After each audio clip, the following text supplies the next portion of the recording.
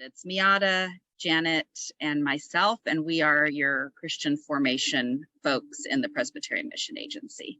So we don't want, this time is going to be casual, and we definitely want to hear from all of you, but I think that every month we're going to frame the topic and really sort of put us in a space where we're thinking about things in a certain way. So today our topic is intergenerational ministry, certainly a passion around for our office and for many of us out there as we think about what does intergenerational ministry look like. And everybody here has done some form of put several generations in one area and do something. Amen? Right. We have all done something where multiple generations are present. We know that the full expression of the church is only met when all generations or many generations are hearing the gospel and engaging in the gospel, and in some way, shape, or form gathering together with one another. But we also know that the hardest part about all of this is engaging, truly having meaningful connection across the intergenerational spectrum. I'm going to share one slide here. So one of the pieces of resources from our office starts with an introduction on intergenerational ministry, and we think about these three areas. And so this is just the way that I'd like to frame a little bit of our conversation today. Intergenerational formation is more focused on the internal nature of the Christian community. So this is the full expression. And intergenerational formation means where two or more generations are present, right? So we know that we're expressing Christian community best when we're with multiple generations. Intergenerational formation has an emphasis on experiencing and participation, not on learning and accumulation of knowledge. So this is a hard leap for lots of us, and for lots of the folks that we serve with in our churches, because you think about an intergenerational experience where there might be some sort of engagement with a Bible story or some sort of topic or a season of the church, and you're worried about this. You're worried about how do you communicate and teach to a 2-year-old, to a 92-year-old, and everything in between. And it's hard to express that with our volunteers as well, that simply being with one another in the space and learning to have mutuality between each other is really the goal of intergenerational formation. In and of itself, that is intergenerational formation. And then lastly here, sorry, gotta move you all around my screen. Intergenerationality is not about being a different kind of church, is about being a different kind of church, not doing church differently. And there's a little nuance there. So these are the three sort of concepts that we see on our introductory piece on intergenerational ministry. Stop sharing there. And of course, we use our toolbox, our resources, the things that we're going to share with one another today to figure out different ways in which to reach those goals of being an intergenerational community. I think that some have said that at some point we won't even really use the word intergenerational anymore, because that will be what we are. We won't say, oh, that's an intergenerational program, or this is our intergenerational Wednesday night, or this is, we will just be an intergenerational church. So may it be so. But we have programmed ourselves out of intergenerationality in a lot of ways over the years, and many times we need to practice how to be with one another again. And so that's what we're all about here. So thanks for joining us, and I think we're gonna dive into a few different resources here and then invite some conversation. So talked a little bit about what intergenerationality means, what intergenerational ministry is. So we have a main landing page on our site that collects a lot of resources and includes this resource that I'm connecting here to. So that's in the chat for you there. So that's, oh no, that's the link to all of our faith formation, for faith formation. So this is the main piece I'm referring to here that's in the chat now, is our what we call a compass points, which is sort of the overall sort of thoughts and theological reflections on a particular topic. And you can find that on our landing page for intergenerational formation. I think we're going to share that as well.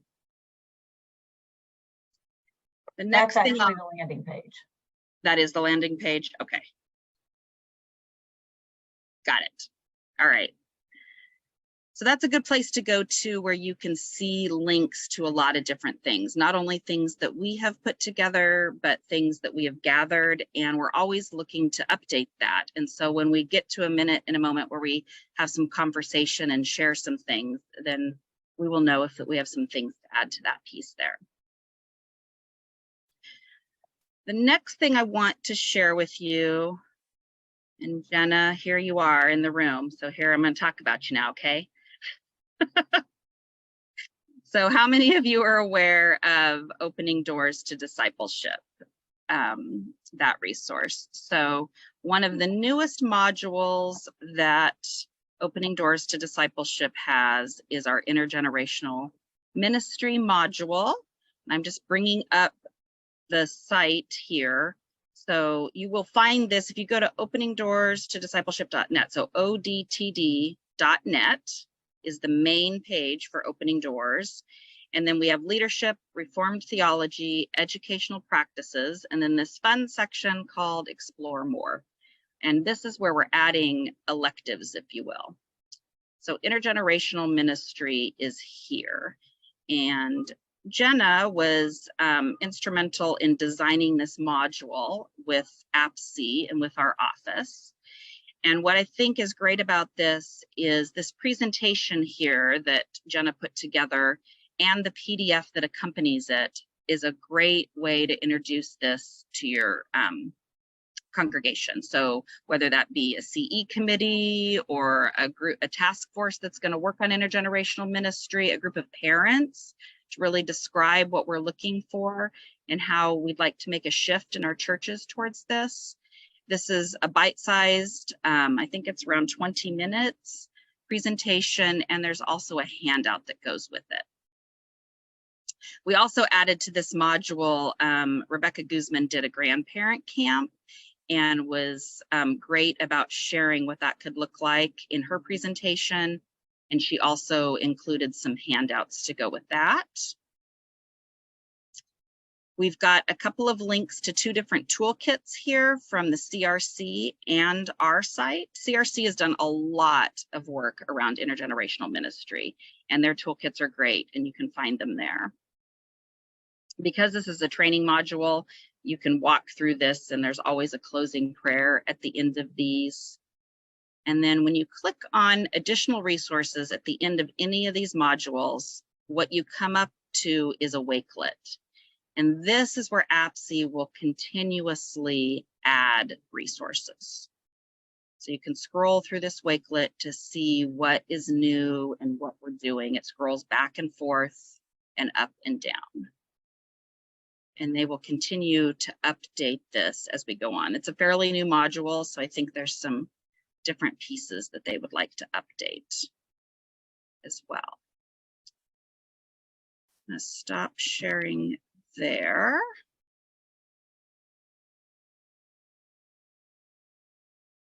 And then I think, oh, the next piece that was on mine is when did we see you? That was the triennium theme that was to happen in 2022 that we ended up not having in person. So they have done a great job of creating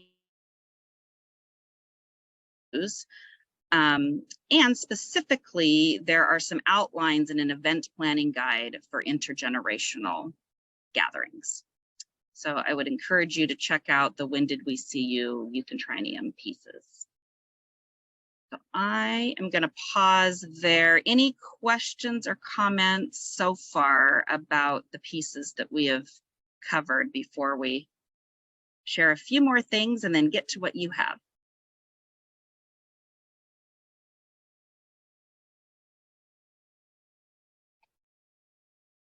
All right, Miata, what do you have for us?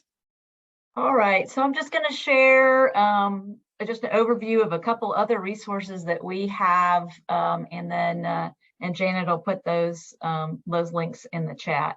So in our faith practices toolkit, we have lots of different ways to interact with our faith practices around retreat, hospitality, service, Sabbath, prayer, and storytelling. And so there's a specific section of that is related to intergenerational Sabbath practices. So if you haven't looked at the faith practices toolkit in a while, you can see there's lots of different ways to use that. So I think specifically there's the link to the intergenerational piece. And as a part of that, on the general faith practices tab of the website, there are links to the videos that Tracy Smith did for us last year related to faith practices at home. We did them related to Lent. They can be used beyond Lent, obviously. And there's a short video that goes with each of those 6 faith practices. And so just a reminder about those. We also then on our landing page related to intergenerational formation, we have a separate section that is about mission and intergenerational mission. And so that has some like practical helps about planning an intergenerational mission trip, or, things to ask, activities to do, those kinds of things. So if you're in that stage of thinking about what you might be doing, either, as a day, a weekend, a week, in intergenerational mission, there might be some things there that you would find helpful. And then we, of course, have Mr. Rogers Day coming up. So it's a wonderful place to celebrate and to think about intergenerational opportunities. And so we did a lot of new resources last year, and including worship resources and a hymn. And there are examples of all that. The Illustrated Ministries did the great poster for us. It's in multiple sizes that you can download for free and print. And so there are lots of things. And we also worked on updating one of the resources around building together, which was done some years ago. And Vicki Deep helped us with the peacemaking program to adapt that, update it a bit. And so that was not finished before last year's Mr. Rogers Day. That is posted and available now.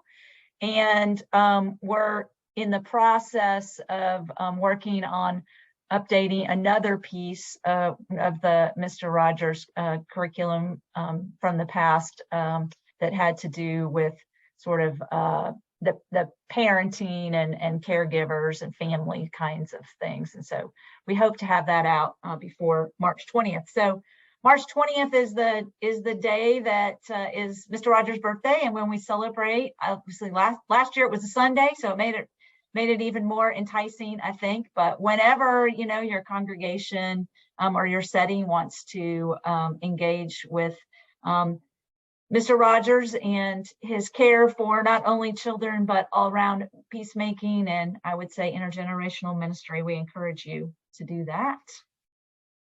And then as Stephanie mentioned, we know there are lots of other of our partners and siblings in formation ministry around who have lots of great resources. She had mentioned all the CRC resources when she was showing the opening doors to discipleship. They have, for instance, an intergenerational worship help section that goes that's tied to their faith practices toolkit. And then Gen On Ministries has a lot, of course, their focus is on intergenerational ministry. So there are a lot of things there as well. And I think also circling back on with all the resources for Mr. Rogers, and when you go to the resource roadmap and the additional resources, I think there also is a series of intergenerational, like a 4-session intergenerational piece. I can't remember if that's the one with tied to PPC or not, but anyway, I get confused about which ones came from where specifically originally. And so, there are just so many different possibilities. So those are just to name a few. I know that some of you all were at the APSE annual event. I know there were lots of different intergenerational related workshops. And earlier this week, I was on a call with the South Central Region APSE folks who were reflecting on the annual event. And a lot of them were sharing about some of the workshops that they attended around intergenerational ministry. And I'm sure that those who are APSE members will have access to some of those things. And some of you may have links to some of those resources that you want to share with folks today. So, I think this is a topic that is not only important, but is at the forefront of a lot of people's minds, and trying to figure out how to just make it sort of part of our more of our DNA as opposed to specifically programming for. So that's a lot of resources, but just some ideas, some things to throw out there. I'll also say, Meg, do you want to wave? Hi, Meg. So Meg is here with Presbyterian Publishing, and if when you look at Follow Me as one of the curriculums, I encourage you to check out the congregational guides for their intergenerational sessions as well. If you're not using Follow Me, congregational guide is something that you can purchase separately for a lot of different intergenerational pieces. So. Okay, so like Miata said, I think those are just some of our highlights that we can share. And now we just like to open up the floor, let you unmute, ask questions, talk about what current experience or expressions of intergenerationality that has been happening in your arena. Maybe you have something for the group that you'd like to kind of bounce off everybody. And maybe you have some different things that you would like to share. So we're just going to allow you to open up the space and think about how you would like to engage in this topic. So, okay, so Jennifer says that I'm sure there are other congregations using Follow Me. How can we find ways to create more holistic approaches across our PCUSA partners for both intergenerational and age-based opportunities that are related to these types of programs? Jennifer, are you willing to say a little bit more? I'm thinking about what you're asking.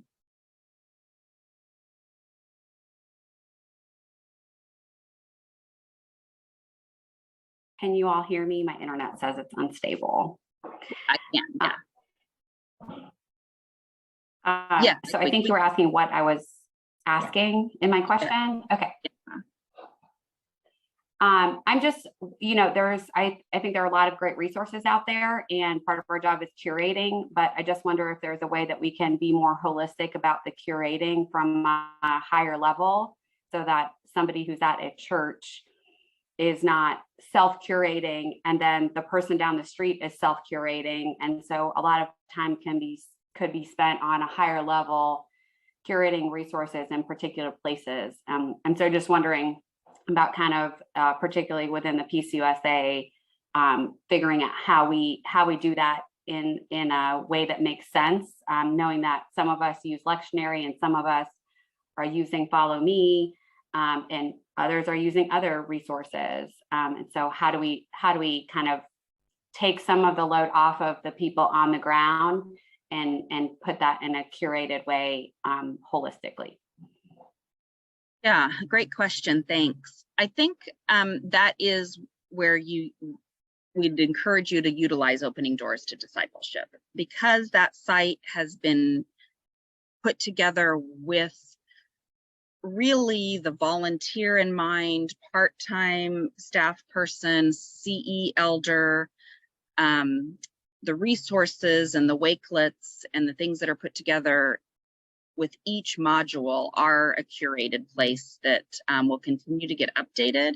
So I think that's one place I'd really encourage you to, us all to point towards, because if I'm not going to assume that everybody on this call has like some big full-time job and can, has time to do all of this, but if you're looking for something that is not quite so overwhelming, especially with regards to certain topics like intergenerational ministry, I think I would point us towards that Opening Doors module, because those resources have been curated and put there. So yeah, and really a very succinct way of talking about intergenerational ministry. And so you'll see the same thing with children's ministry, that module too, and the ones that will be coming. They're really intended for that audience. And then someday I would like to say to you that your PCUSA, if your PCUSA website will do the same thing, but I cannot say that to you right now. Someday.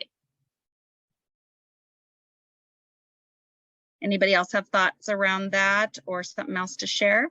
I was going to say it is a really good question, and it makes me really think about what the organizational principle is you're kind of thinking about. Like, are you thinking, oh, it would be so nice to have a resource that has intergenerational events throughout the year, kind of thing? Or you're right, lectionary based worship resources. I don't know, that's like kind of, it's a really good question, and it is so broad. I think, Stephanie, your idea to like start somewhere small and figure out what it is you're wanting.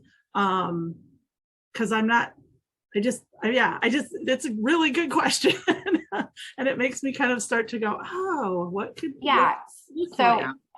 So, I mean, if I can speak to just like the follow me curriculum piece, I think that's through your office, Meg. And so like the social media components that are there, personally, I don't feel are super usable in a context of a congregation. And so we're having to make our own pieces that will link to that, for example. And so that's to me kind of an easy one of we're trying to increase our digital and social media presence. And so a stained glass that's a different color that might have a different word isn't going to cut it in my context. I'm sure that might be true for others. And so that's like a tiny thing that if there was more, opportunity for holistic approaches, where if somebody's using forgiveness and there's that's the one we have coming up during Lent, for example, we're going back to last year's publications, that I'm not then me or a staff member at my individual congregation is not making content that's easily accessible when everyone else has just done that. And then we're having to do that again. So I think that's what it is. And I am a part-time employee, so I don't have all the time to dig into every module on different things, but I appreciate the kind of reminder about the wealth and the ongoing additions to the Opening Doors to Discipleship. So I will refamiliarize myself there, and I'm excited to dig in. So thank you all for your work on that. Thanks, Jennifer.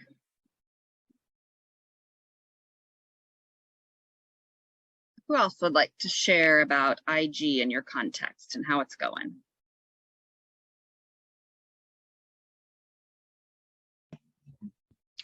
I have a couple of things just to share that are coming up, and some of it comes from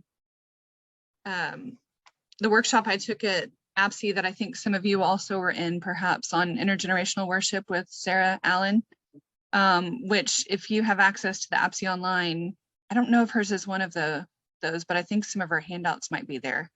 It was really good, and we're thinking a lot about that in our own context, about how you know, how can we be more welcoming of all ages in worship, and how can our worship more reflect the experiences of multiple ages rather than one, and then ask others to kind of sit through it. So we're thinking about that, but one thing came from my daughter, who we're in the midst of Youth Sunday planning right now. And so she's on the Youth Sunday planning team and is loving thinking about creative ways that we can worship together. And so she was like, why can't we do this like where we have, you know, a team of lots of different ages in the church, you know, like a team of 5 to 10, and they're responsible for looking at 1/4 of the year and the themes that are happening in worship, the scriptures that are happening, and not creating their own separate service, but just finding ways to blend into the fabric of our worship. Like, hey, this week in the offering, we're going to try this, and it's going to look a little different. It's going to be kind of symbolic, or there's going to be a movement that we'll do. So it's not like so overwhelming that we feel like we have to change our whole worship to do this, but if we have different ages planning the different ways that we're going to be more intergenerational through that quarter, you're involving lots of people, you're getting their perspectives, and it's still not so uncomfortable for people who are like, we're going to do something new, because it just kind of might be just one thing that Sunday that we're going to be doing. So we're going to be talking to our worship and music committee about what that could look like. But also with intergenerational worship, I would just let you all know about the SCRAPC, which is the South Central region of APSI. We have our fall conference, and it's September 25th through the 27th. That's at Austin Seminary in Austin, Texas, but it's also going to be available hybrid, and there's an online option. And Sarah Bentley Allred with Virginia Theological Seminary and Building Faith, all of that, is going to be leading about all ages worship. And I've taken a couple of webinars from her. I know some of you have too, and she's fantastic. In fact, I'm going to be using some of the processes that she took us through in the webinar with our worship and music committee. So they're very like, do this here, use it there kind of stuff. So just encourage you all to, that information's not up at Austin Seminary yet, but it will be soon. Yeah, Betsy.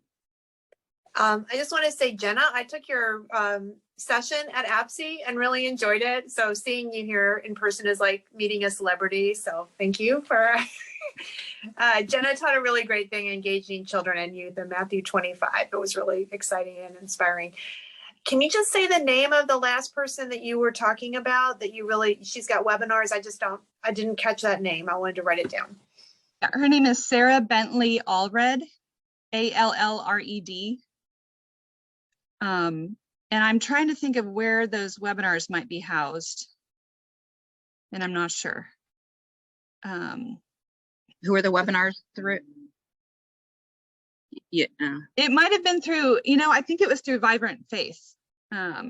Okay. So I'm not sure if those are recorded or not, but there's also a lot of really good articles, accessible articles, short articles at buildfaith.org. Both kind of about the why and overall, but also about some pretty specific things that would be really good, quick resources to consider. That made me think, are you all familiar with Intergenerate? It's a conference that happens every other year. Okay, so if not, look up Intergenerate. It's in Nashville. I believe it's in May. But it's international. They bring people from Australia come. I'm always like blown away. So and the last one that they had in person, and I think you were there too, Jenna, right? At the last Intergenerate. Yeah. The Australians in particular, intergenerational worship is just who they are. And so they've had some pretty great resources that have come out as well. And I'm trying to remember, there is a book about preaching intergenerational, and I'm trying to remember what that book is, if anybody can remember that, because wading into intergenerational worship is a whole new brave place, right? It's David Cisnes's book. I think it's Preaching the Gospel for All Ages. Really good. Yeah. But I think the key with that book, as I've been reading it, is, and actually I'm part of an Australian cohort, intergenerational ministry cohort, and so we read that together. And I think the key is getting that book into the hands of the people who need it and who are forming what worship looks like in our context. Because I think for many of us, we don't have a lot of say on what happens in worship. But it's a great book. Do you get up in the middle of the night to do that cohort? Is that why you're not sleeping? Well, that's one of the reasons. Yeah, it's really fun. There's some from New Zealand and 3 different parts of Australia, so it's fun to doodle poll that one. Yeah, they've got some great stuff.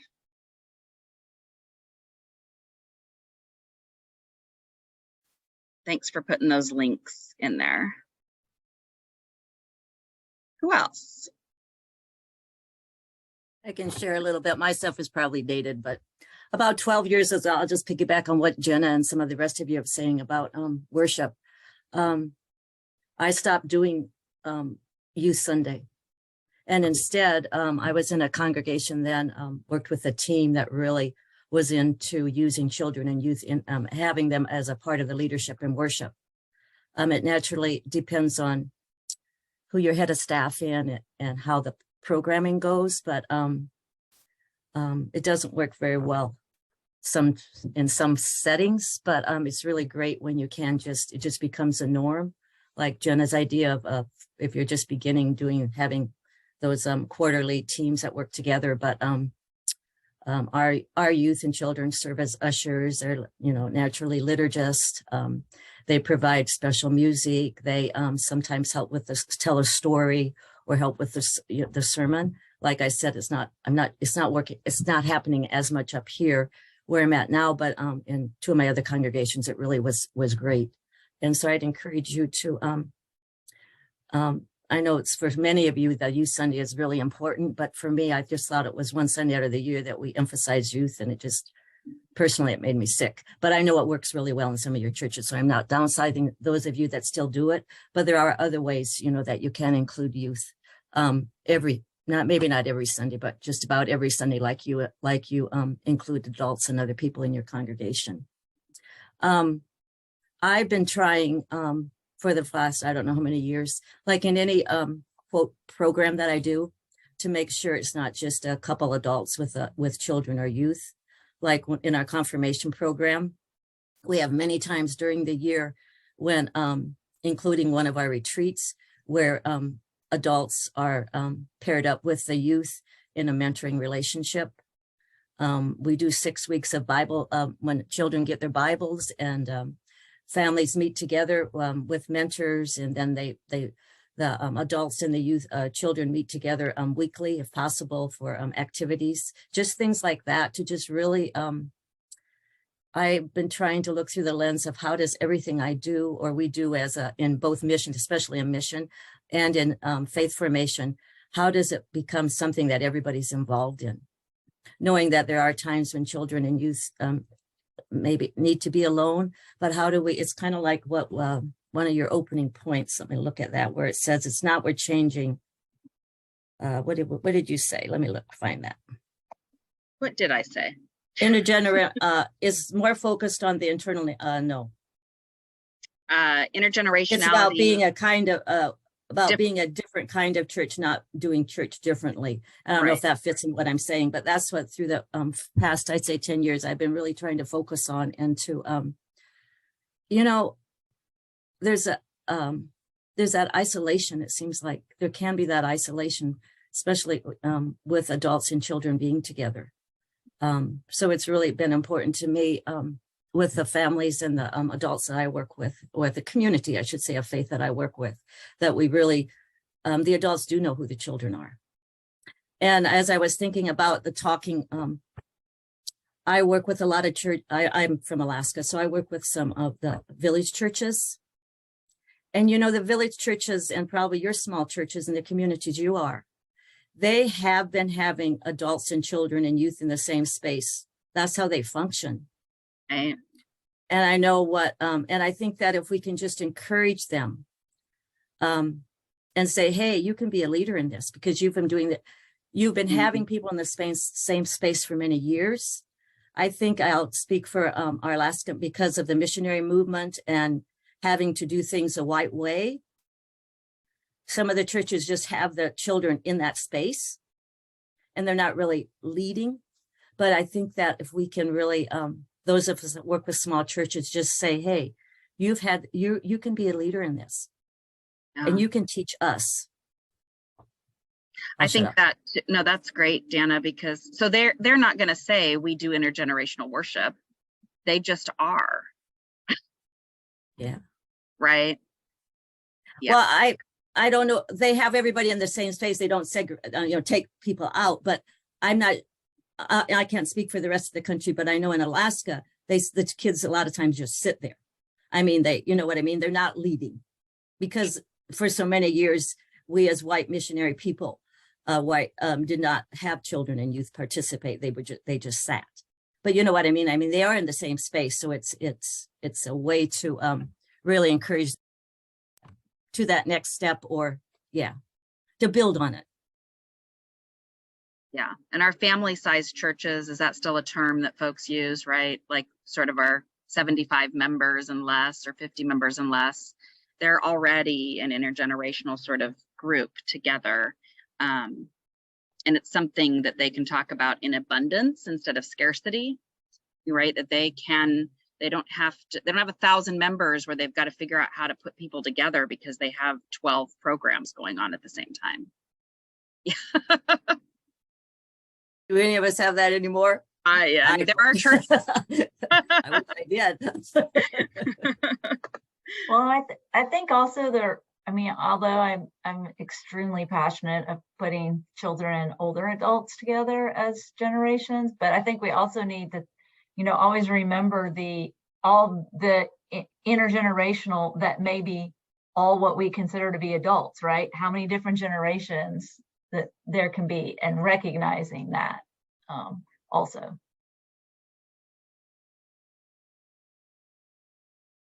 I think somebody, Courtney.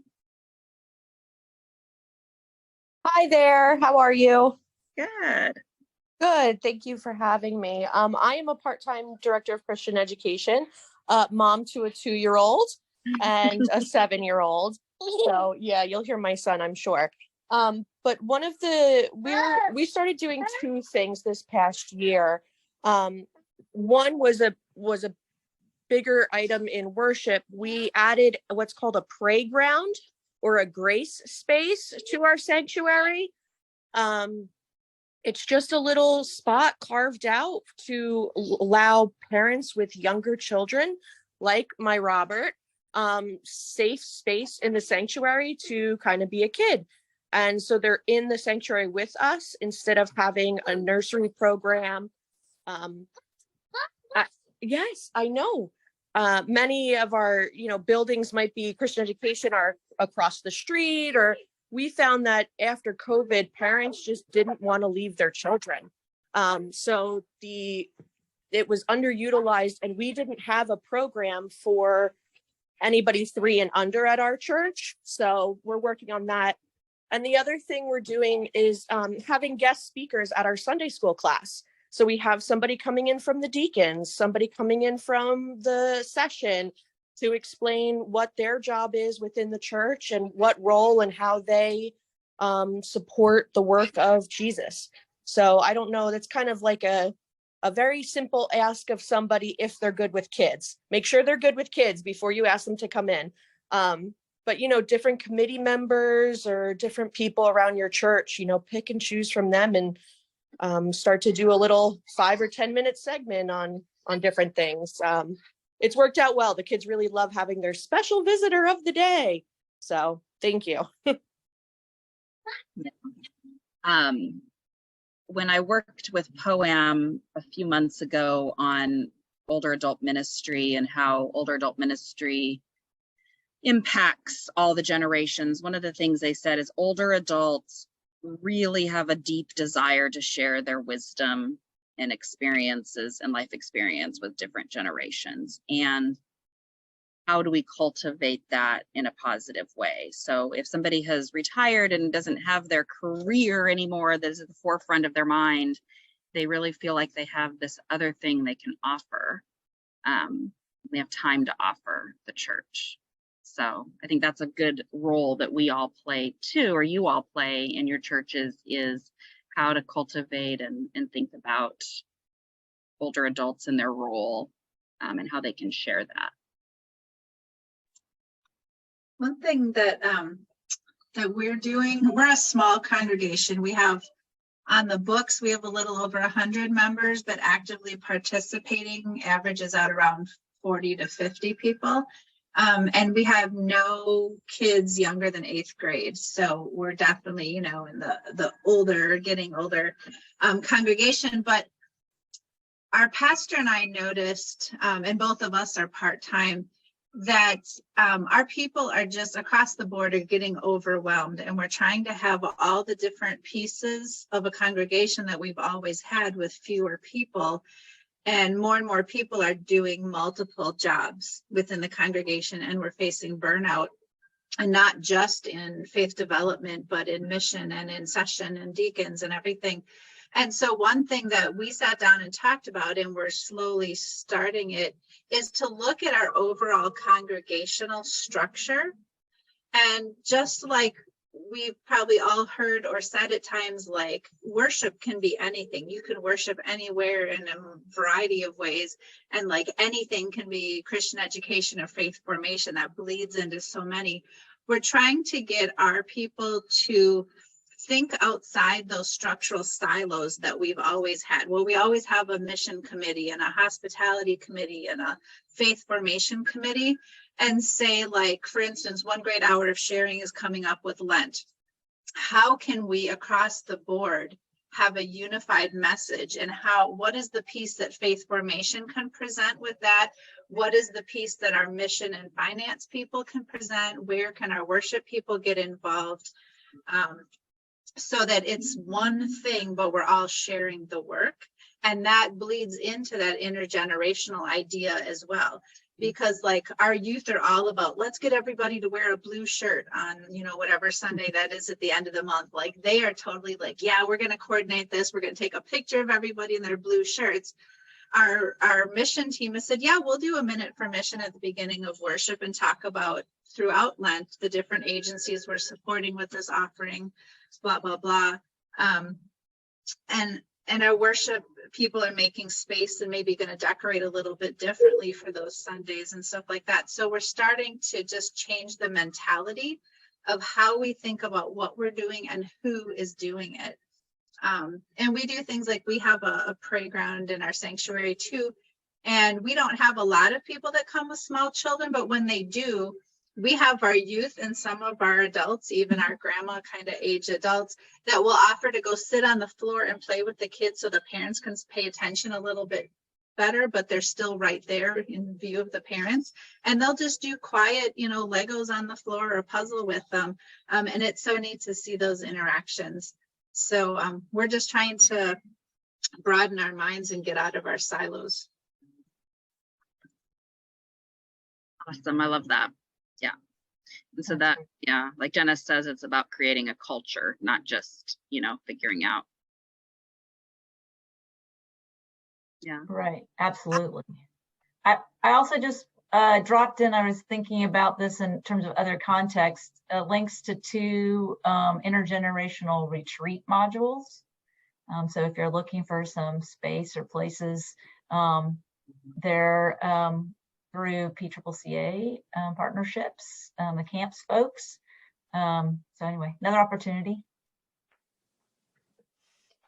I just wanted to say that I heard for the first time a family that said that they were not coming. We stream our services, and so that they were preferring to stream to watch from home because they didn't want their kids to go to Sunday school outside of the sanctuary.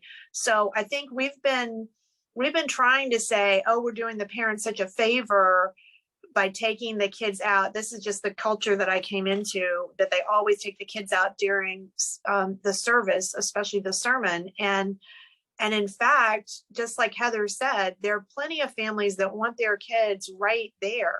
And just the kind of service we're doing doesn't allow for that right now.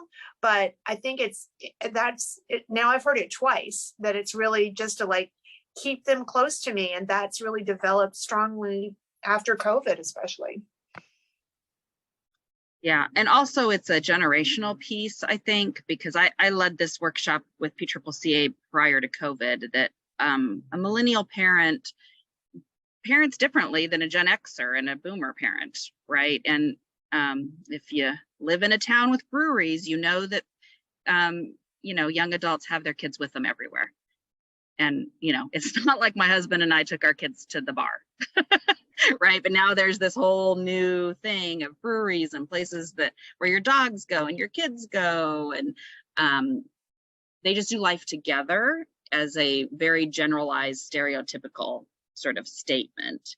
Is that there's just a different, and COVID probably enhanced that because then they're worried about vaccines and exposure and things like that as well. So I think that is absolutely a cultural shift that was sort of highlighted by COVID too. All right, I think we're getting to our time here. Miata, did you want to transition us into? Sure, I just would say, is there anybody have anything else quick that's just more like a general question or oh my gosh, I've got this question I wanted to ask if somebody knows where they can find X, Y, and Z just before we close? I had can you hear me okay? Yes. Okay. I had a question about resources for neurodiversity in congregations. Not only are we dabbling in that, we have the privilege of having several children in our congregation who are neurodiverse, but also just thinking through curricula and intergenerational spaces where we advocate for and include neurodiversity in our worship spaces and in our Christian education. And so I'm just curious if you all have some resources that you like that addresses it or caters to it, or would give us a foundation to start with. Sure. There's in our disability inclusion toolkit, I'll try to find the link here quick, on the quick sheets and resources page. There's a section that has to do with not just physical, we have physical access, but things related to social access. So there's some things in resources. There's a resource roadmap that has links to lots of other additional resources around that. So that's another spot. And then the organization All Belong, which is allbelong.org, has a specific section related to churches, and there are a number of resources in that that's also tied into our mentioned in our inclusion toolkit. So I'll try to put that one in the chat as well. Other people will have other ideas. And I think, in some of the curriculum and places like that where folks are we're starting to have pieces put in to help folks along those lines. And it's definitely a topic that I know has been on the mind of folks with PYWA, the youth workers, and others. And so I think there's some additional resources sort of in the works. Yeah, that's great. I know one of the things we're doing is we're a congregation where our setting is that 52 weeks of the year, the children are most of the time moved out of the worship space. And so the associate and I are working on regularly reintroducing children to the worship space. And so I think some resources about helping us to be more inclusive when the children who are neurodiverse, who are learning to be in the space, along with neurotypical children who just are getting through the worship service, how we can help educate and include and support families who feel like they need to be almost isolated because it's not appropriate to have noise, and how we can educate our congregation about welcoming them to the space. So thank you. Anything along those lines we'd appreciate. Yeah, there's a piece in there called like Words of Welcome, I think. And so that might be helpful with the rest of the congregation. Disability inclusion is a module for opening doors that's in the queue right now. It's just getting sort of developed, and it'll go up in the next month or two. So hopefully some of that will help. Wonderful. Thank you all. Yeah. I also wanted to remind folks who are Facebook users that we do have a Facebook page, but also a group. And so in that group, which I'll put in the chat there, if you're not a part of it and you do use Facebook, that's a place that you can pose questions, or if you've got something that's on your mind or something you're looking for, and hopefully there can be some communication back and forth along those as another space. And then we have how many of you all received a quarterly newsletter from us this morning? So that just went out this morning a little later than we'd hoped, but that's the way it goes sometimes. So if you're not on that, maybe Janet can find that link for the subscribing. And I did just put the link to the Disability Inclusion Toolkit in there. So folks, as we are wrapping up then, just as a reminder, if you know of anybody who might be interested in this same topic and wasn't available to come today, we have the February 28th. In March, on the 9th and the 28th, we're gonna think about officer training or elder deacon training or things along those lines. There may be settings that some of us are in where we have some leadership in that, or we don't, but we might be able to share some resources with the people who do. So that's going to be our topic the next time. And then once again, there's that landing page that has all the dates and the topics so far, and we may switch some things around, but that's what we've got going. So I'm really excited that for our first time, we've got 18 or 20 people here today, and a variety of people in different places and contexts. And we had no idea how this would go. So thank you for spending an hour with us. And please be in touch with us. Christian.formation@pcusa.org is an easy way. We obviously each all have emails that are our first and last names with a dot between it. But then we also have a general email list as well. And so in closing, as we go, I'm going to share a prayer from Together We Pray, a prayer book for families.